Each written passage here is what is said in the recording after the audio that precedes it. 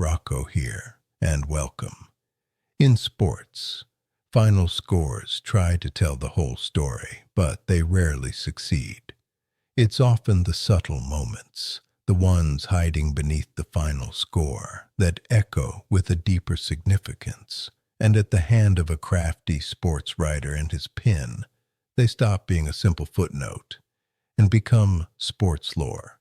In today's story, it was no surprise when the Washington Huskies steamrolled Montana by the score of 52-7 that balmy, warm October afternoon.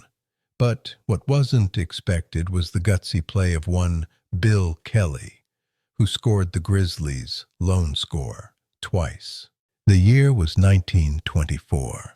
The Montana Grizzlies arrived in Seattle with just 21 players, leather helmets, and long odds. Washington, coming off a Rose Bowl season, had outscored its first four opponents 177-0. And that afternoon, they would not be any kinder to the newest member of the Pacific Coast Conference. At the end of 1923, Montana was granted acceptance and joined one of the prominent conferences in the country. Some said it was politics. Others whispered it was the Cubs, the freshman team that the year before ran wild behind a young Bill Kelly and Russ Sweet outscoring opponents 207-19 in 5 games. However they got in, they were in deep over their heads.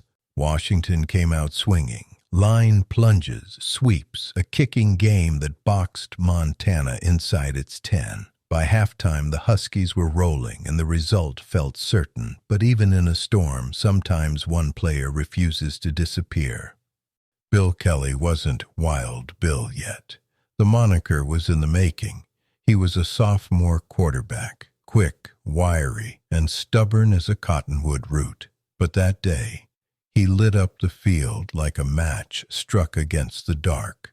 Early in the third quarter, Kelly intercepted a pass and tore 70 yards the other direction for an apparent touchdown. The play was called back, out of bounds at the Huskies' 12, but it sent a murmur through the stadium. They'd seen a spark, and then it happened.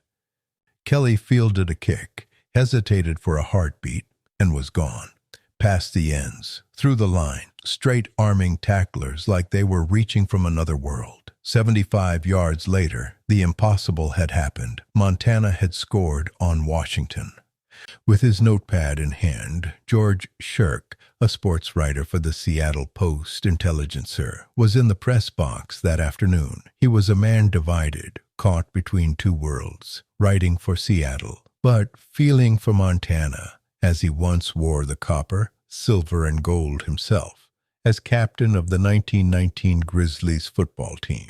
As a fellow scribe myself, I can honestly say Shirk was a cut from the very cloth of an era where we weren't just reporters. We were bards, dramatists, and in ways myth-makers that gave the game its soul, its heroic writing at its finest. In his wire story to the Missoulian and the university student paper back home, Shirk embellished with pride.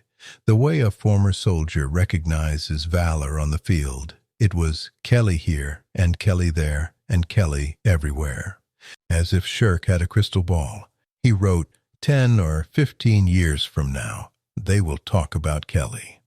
And he was right. A quarter century later, they were still talking about Kelly. The man who refused to go down, not just on the field, but in memory.